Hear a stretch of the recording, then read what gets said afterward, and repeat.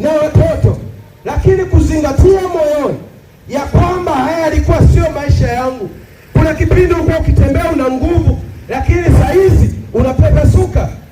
Nataka nikwambie, yupo yule arejeshaye nguvu katika mwili. Haleluya!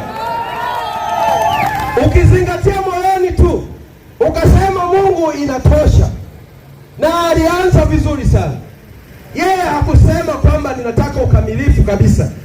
Pengine mimi unaweza kaniona hapa tukakutana Mbeya, ukasema maisha yake ni kama mimi tu. Mimi sio mwenzako, hatufanani. Mimi nimeamua.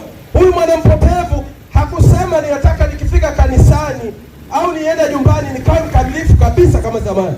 Alisema ninatamani nafasi ndogo tu nyumbani, nikawe mfanyakazi basi. Alisema angalau ngaje mboba mbomo. Akawaza wangapi ambao wanafanya kazi nyumbani, angalau nikawe hata mfanyakazi, niwe karibu na baba yangu, niwe namuona kwa mbali pale.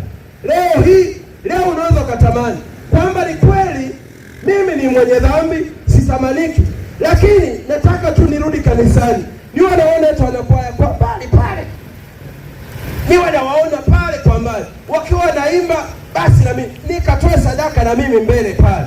Wakisema tuombee familia, na mimi hata kama sitakaa mbele kama wengine, nikae mbali, lakini niwe na ruhusu Mungu ananitengeneza kidogo kidogo. Haleluya!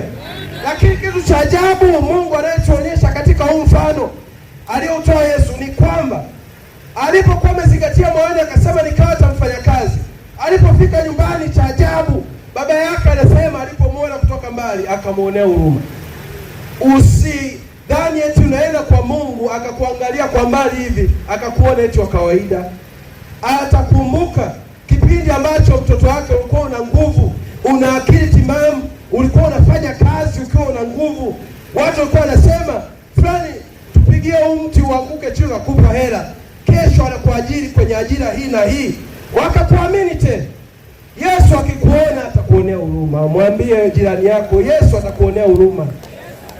Mwambie Yesu atakuonea huruma. Ukizingatia moyoni, mwambie ukizingatia moyoni, ukaona dhambi imekuchosha, Yesu atakuhurumia. Yesu atakuhurumia.